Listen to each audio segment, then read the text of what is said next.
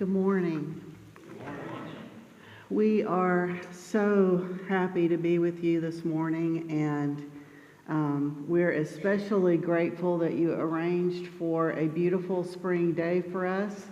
We know that I think that's changing tomorrow, at least temporarily, but for us living in South Florida, we don't get to see spring and fall very often, and so being able to see things blooming is a real treat for us, and this is an incredibly beautiful day, and we're so thankful to be with you here this morning. I want to start off by giving a little background about us. I know we probably look like we're like 30 years old or something, but we're actually not. We've been around for a little bit. We went to Thailand as CBF field personnel in 1994. So that was 32 years ago. And when we went out, we had a 4-year-old with us, our oldest son Jesse, an 18-month-old with us, our middle son Benjamin, and our youngest son William was not a thought yet at that point. And we went to work in northern Thailand with a hill tribe group called the Palong. And there are a number of hill tribe groups in Thailand, and they have, over the years, have either they're already there or they were coming across the border from Burma and from China into northern Thailand, and particularly the groups coming across from Burma. If you're familiar with your history, Burma which is now Myanmar now, is a very difficult place and has been under the control of a military government for many decades. And the people there are, especially the hill tribe people, are very oppressed. And so just to save their own lives, many of them have traveled across the border over the decades into Thailand looking for peace. Most of those end up in refugee camps, and then later many end up relocated somewhere in the world, including in the United States. The Palong didn't end up in refugee camps. They came right across the border into northern Thailand and started settling in small villages, and they didn't have any land tenure, they didn't have any right to be there, they didn't have any citizenship at all. And they were pretty much dependent on hiring themselves out as day laborers on nearby farms. So we started a project there called the Upland Holistic Development Project. Rick is an agriculturalist, and we started working together with these various Palong communities, and later it expanded to other groups as well, to work on what could be done in a small village in an area of land that you can't go moving away from and finding another field to plow up. You've got to stay where you are on a mountainside with erosion happening if you don't do something to stop it. Being able to grow food around your house, being able to have pigs or chickens or whatever. And then eventually we were actually asked by the UN to help get folks registered for citizenship for Thailand, because they didn't have any citizenship at all, so that they could have rights and be able to move around, be able to own property. And so we started that in 1996 after we had finished language study, and we were so fortunate last month to be able to travel back to Thailand for the 30th anniversary of the Upland Holistic Development Project, which is now a foundation, and to be able to celebrate with this work that is still going on and is still such an important part of community development work in northern Thailand. So we lived right up there by the Burma border.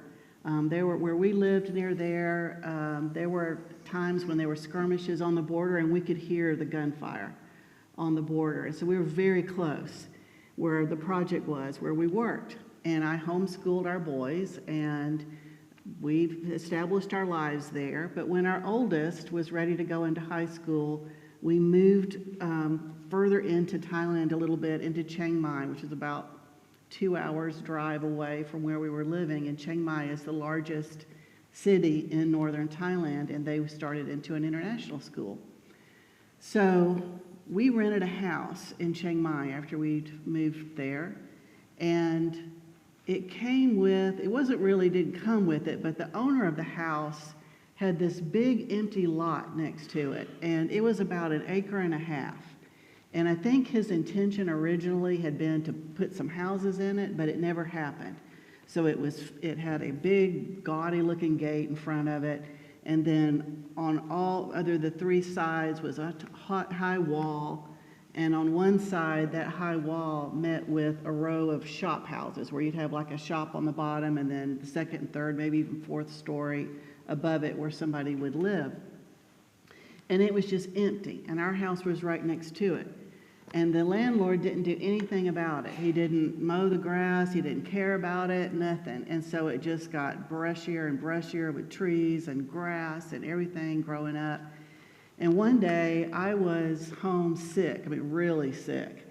And I was in bed, and all of a sudden the person that helped us came running up the stairs yelling, "Fire, fire, fire!" And I jump up and look out, and that field is on fire. And I mean, it's not on a little bit of fire, it is like raging, huge flames just swallowing up that field coming towards our house. And so we get out of the house, the boys were at school, tried to grab the dog, and the cats were on their own. But neighbors came out, were standing in the street, and some of them came and found our water hoses, and they were hosing off the house, trying to keep it from burning. The fire department came, and they were able to put out the fire, but it came really, really close to our house. And it was really scary that all of a sudden what started probably just 20 minutes earlier at one end of that field just came raging across the other end of the field.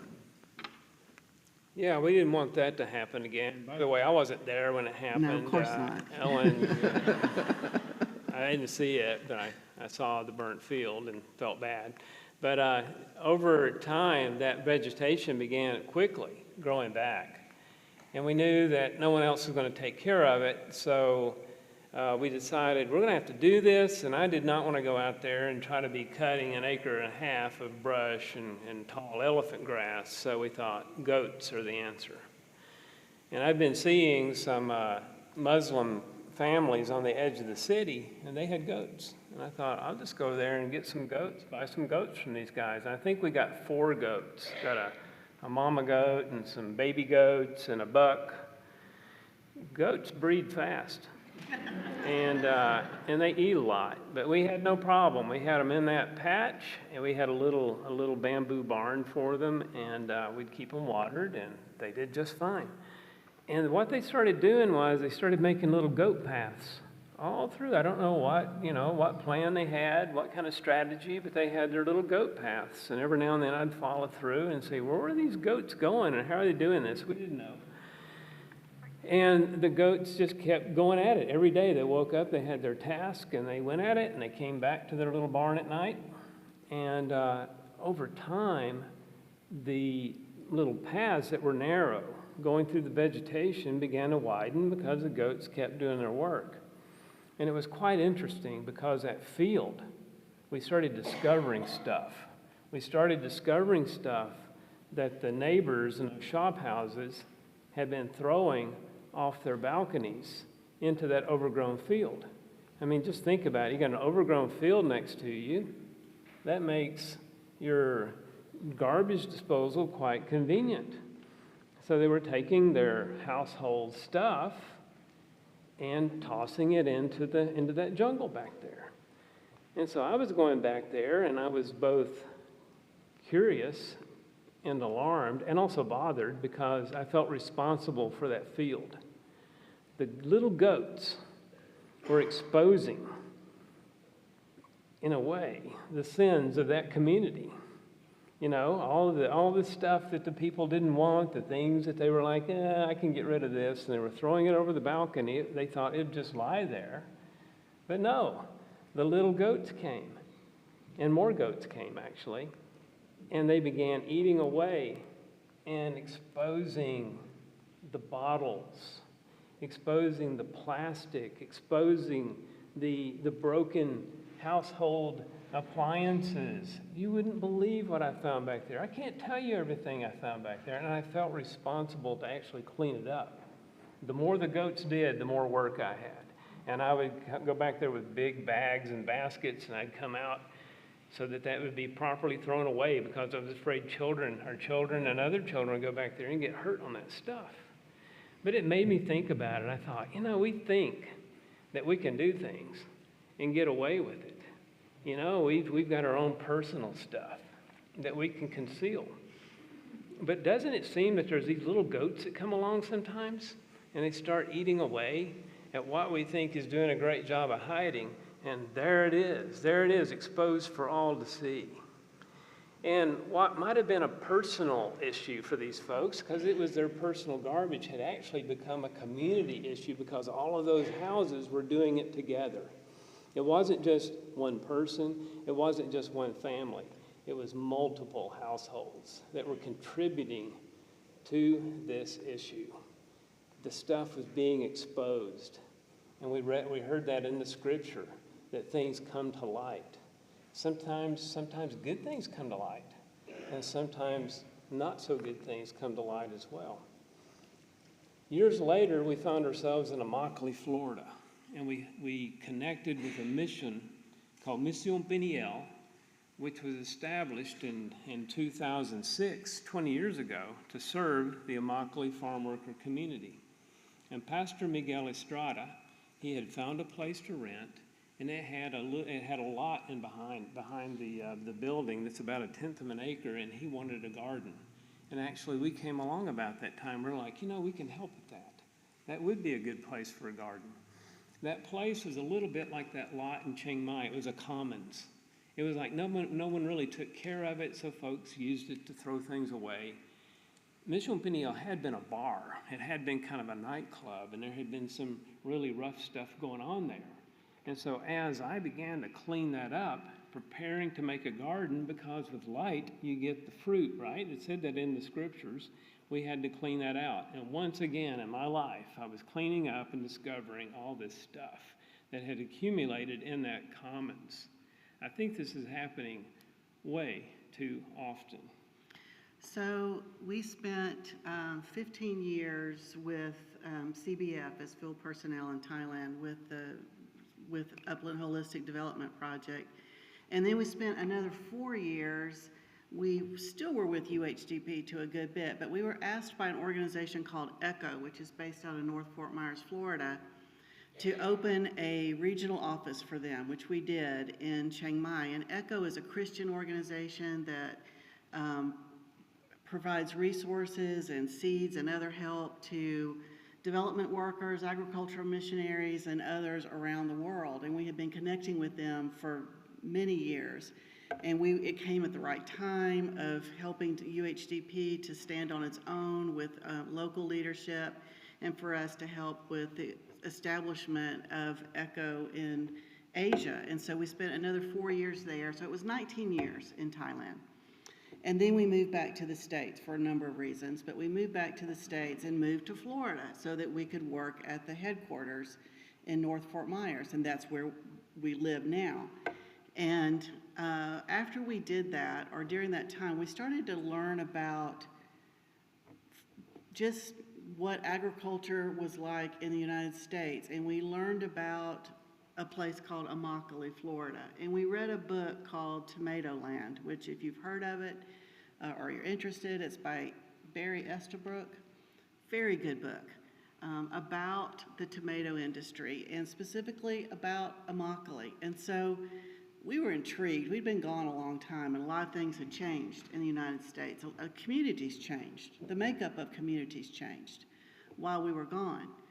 But we were intrigued by this book and by tomatoes and by the farm worker community and by Immokalee. And after we moved to North Fort Myers, we realized we were only 40 miles away from Immokalee.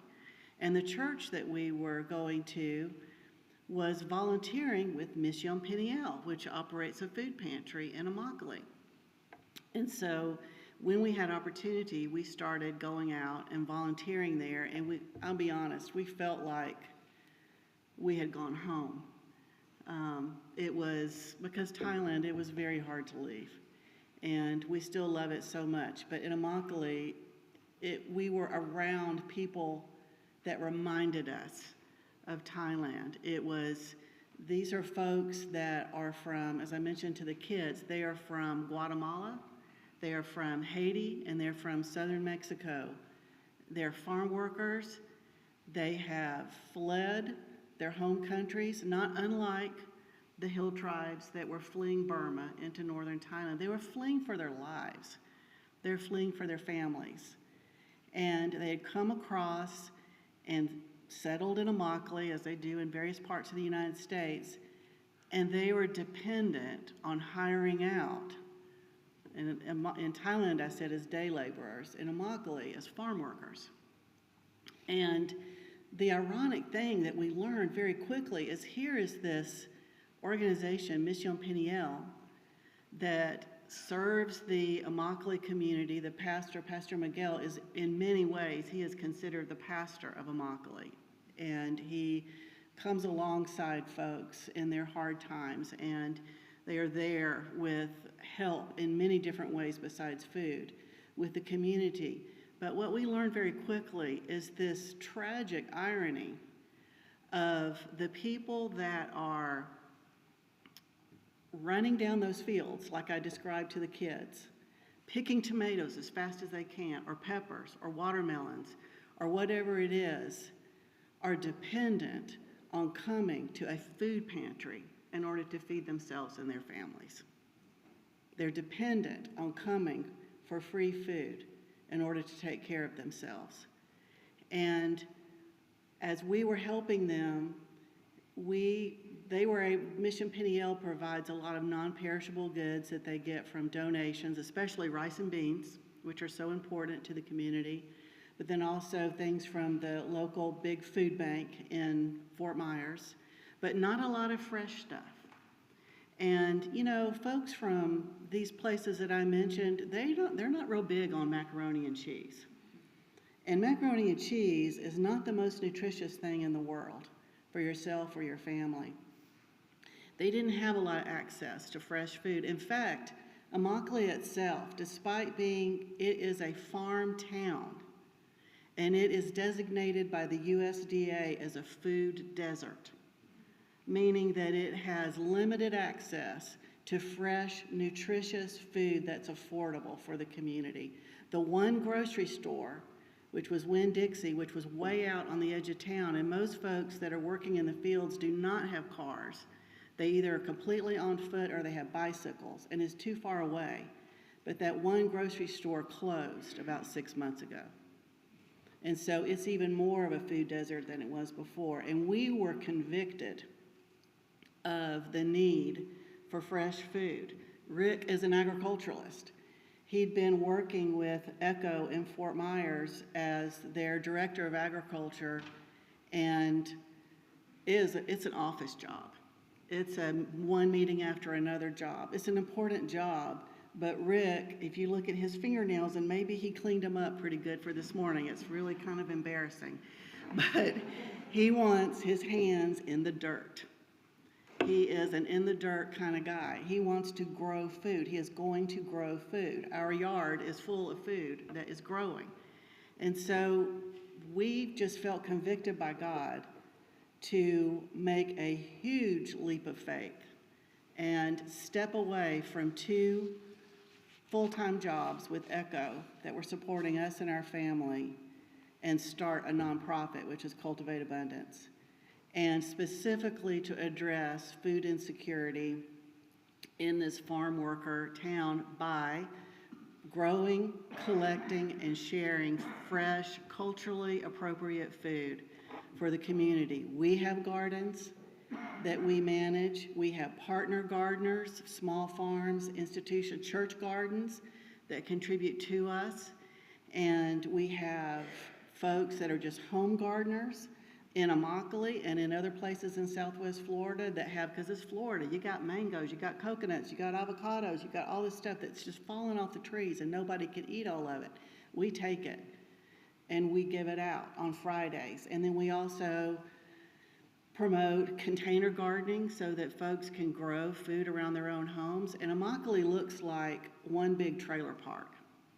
It is, most of the farm workers are living in trailer, I can't even call it a park. It's trailer communities owned by 2 or 3 families in Immokalee that own most of Immokalee, and they are slums. They are, you might not have a bathroom that fully works. The kitchen sink might be falling out from inside the trailer.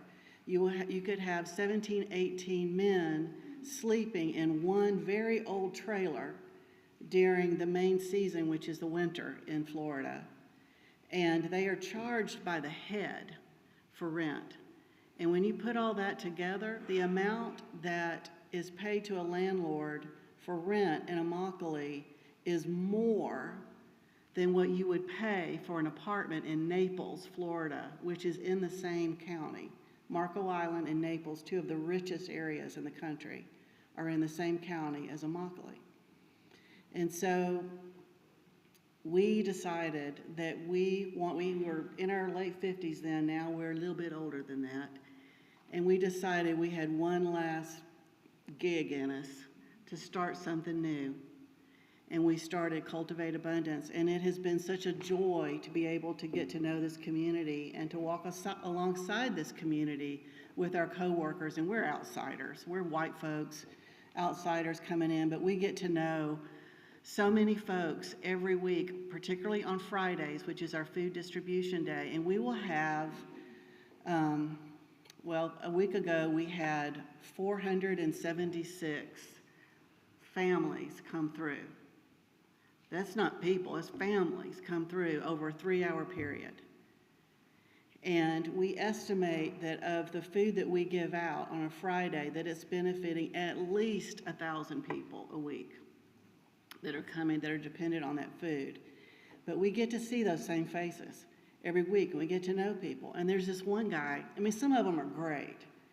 Most of them are great. And that's my most favorite part of the week, is being there on Friday. I'm the executive director of Cultivate Abundance. I'm sitting behind a computer most of the week trying to make everything else work.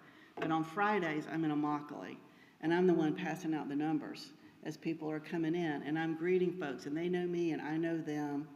And I'm switching between just a tiny bit of Spanish and a tiny bit of Haitian Creole as we're greeting folks. And I just love it. It is absolutely my most favorite day of the week.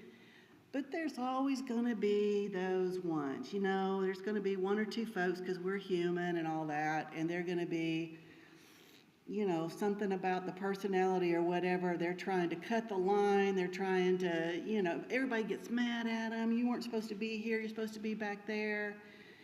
And so there's this one man. He's been coming for years, and he's an older gentleman, and he's Haitian. He always comes up on his bike.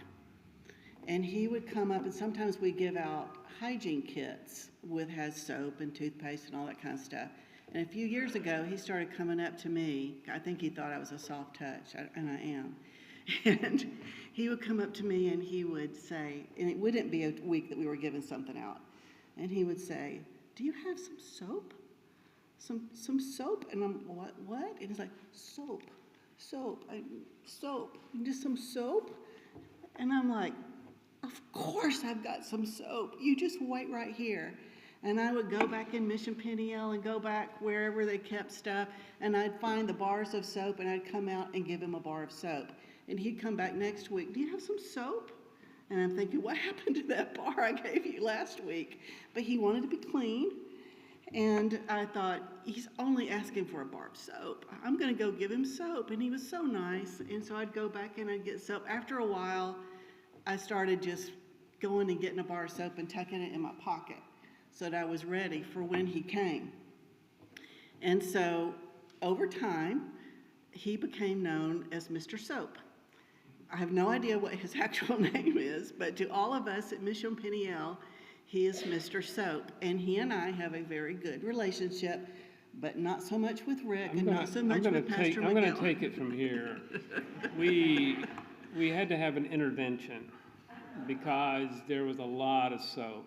going out, and we were like, what does one person do with so much soap? And Ellen, why are you so determined to be, it was a codependency, it was not healthy. And so we had this intervention, and all the team said, Ellen, stop. They gave the reasons, and it kind of boiled down to Mr. Soap is mean. And so I was in the group, the camp, that's like, yes, Mr. Soap is kind of mean, because I'm out front and I'm dealing with the crowd control. I want everything to go smoothly and safely out front, and I'm out there to help watch because there are concerns and threats. But a couple of months ago, Mr. Soap came up with his bicycle, and he went in, and for some reason, the brakes froze on his bike, and he was pushing it out. And we had a team of volunteers, and we sure hope you'll come out to help. You don't have to be bicycle repair people, but this team had some folks that were good at everything, and they said, hey, we can fix that bike. And Mr. Soap was quite happy. And it was getting late, and these fellas, these Missouri guys, started just tearing that bike apart. They were so confident. And then they were putting together, and Mr. Soap was sitting there, and I thought, this isn't going to end well. And Mr. Soap sat there, and they just kept working and working, and one thing after another. After a while, Mr. Soap just got out and up and left. And I was like, yes, that is so typical of Mr. Soap, isn't it? Leaving your bike here, and so we put his bike up, and the following, the nice people left, the volunteers, but later in the week, I forgot about Mr. Soap and his bike, but it was back in our garden area, and Lupita, who works with us on Thursday, said, Rick, I think Mr. Soap's going to come tomorrow asking for his bike. And that put me in such a bad mood. I was in a pretty good mood, but I thought, yes, that's going to be one more thing I have to deal with tomorrow. And so tomorrow came. It was Friday. And we have the group lined up, ready to come in, and we went in for a time of prayer and reflection, and I came out, and my time of reflection and prayer did not last. I walked out, and Mr. Soap had cut the line. I was at the front. And I walk up, and I'm like, yes. He goes, where's my bicycle? And I said, I'll go get your bicycle. And I went, and I got it, and it was in pieces. And he's like, my bicycle. I said, you left your bicycle here. They tried so hard to fix it, and you left, and you didn't even say thank you. And he's like, well, what are you going to do about it? And I said, I can do nothing. I have to work with this group here. And so I was in a bad mood. And so I'm watching, and I'm thinking, maybe Mr. Soap will just get his food and maybe a bar of soap and be on his way.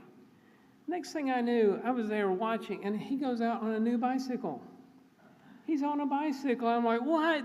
This isn't fair. Well, I have to interrupt and say, Mission Peniel gets bicycles. Like, people will donate them, and then they get fixed up. And I didn't even see a bicycle back there. Here he goes. He's on his bike, and he's going around. I'm watching out of the corner of my eye. And I see as he goes away, his bike chain fell off. And I chuckled. And you chuckled. But when I told Ellen, recounted, she went, Rick, you have a problem. You have a Mr. Soap problem. And I'm like, yes. I mean, I was exposed.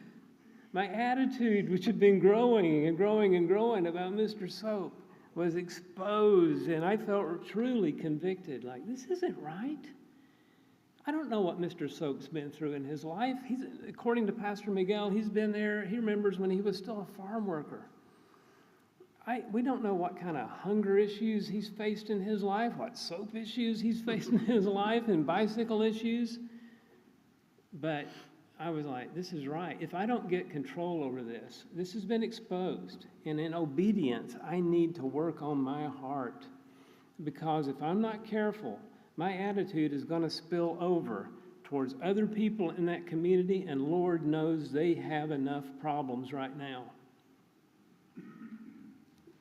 Our neighbors, our black and brown neighbors, are scared to leave their houses some days.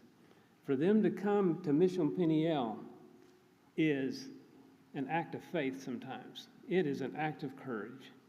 And I got to say, I haven't seen Mr. Soap in a few weeks. Yeah, we're concerned about Mr. Soap. Hope we'll see him again soon. But it is our community, and they are our neighbors in Immokalee and wherever folks are found. And it already was a food desert. They already were living on the edge. They already had come from places of extreme trauma that we cannot even begin to understand what folks have lived through and what they went through just to get themselves and their families safe, what that journey was, and how much trauma was involved in that journey. And now they're here living very much on the edge, not an American dream life, very much on the edge, but doing this essential work. In fact, when COVID hit, the farm workers kept working.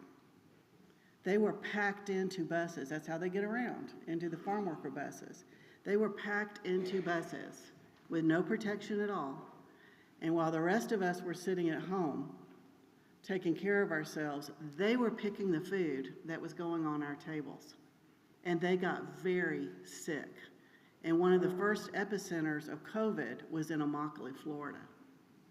And the organization Doctors Without Borders, because the state of Florida did not respond well to the situation, Doctors Without Borders opened their first clinic inside the United States in Immokalee, Florida, for the farm workers.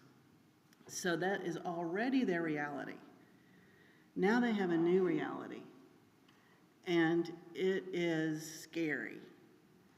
And the community is afraid, but they also are extremely resilient.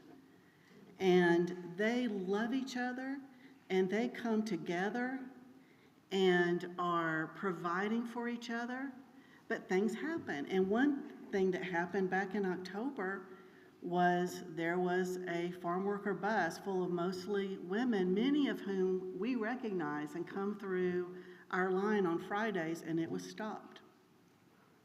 And about 30 of those women were detained.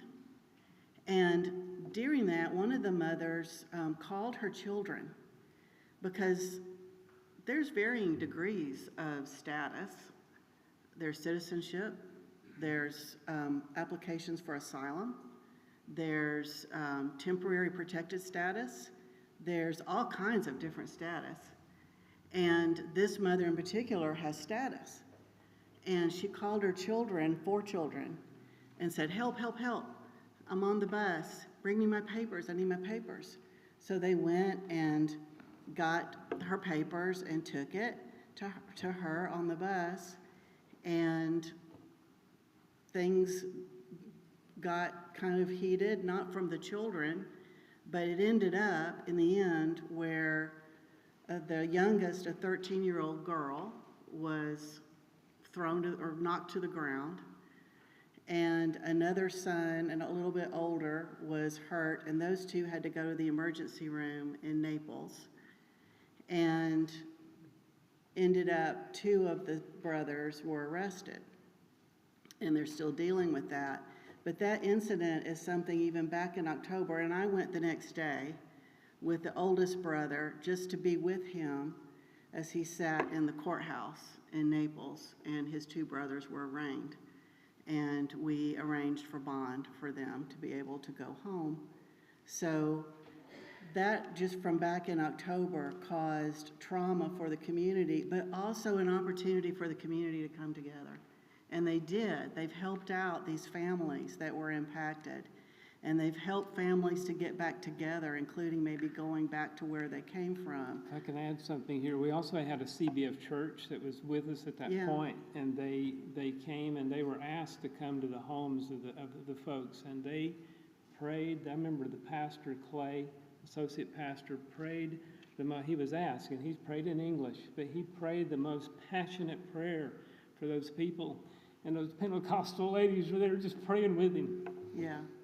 Yeah, that was that night, yes. And that's what community looks like. That's what obedience looks like. When what we're called to be is to just love each other. And when the light shines on whether it's what it gets exposed in a field or in Rick's heart with Mr. Soap or in a community, when that light shines on that, our response is to love and to do what Jesus would do and come alongside. And we're so grateful that we got to be able to be there and do that. So, you know, we are called in this scripture to live as children of light. And I'm so glad that this passage was for us to share today, because we've come today and we want to come in gratitude for this chance to partner with you all. And we come with invitation for you to come and help us when you can, to come and meet folks. I hope you'll see Mr. Soap. I hope you'll see some of these folks. I hope you'll be able to come and share the food. And I know you're doing that here as well. You have so many ministries going on here. I've heard about the food pantry. I've heard about the soup kitchen that's going on. Y'all have had a long connection with CBF. I know you were working with the Parkses as well. So we are so excited to be with you, to go to places where the light is needed, where we can work with you, and how do we deal when things that were hidden are no longer hidden any longer? Well, how will we work with this together? Places where people are forgotten. Because in God, when Christ's light shines, we know that there's no condemnation. That God said that our Son was not sent to condemn the world, but to save it. And we know that this is the opportunity for healing, the opportunity for restoration. It's our invitation to participate in God's work, in God's mission. So we are here in gratitude. We are here with a sense of purpose along with you. Thank you so much for this chance this morning.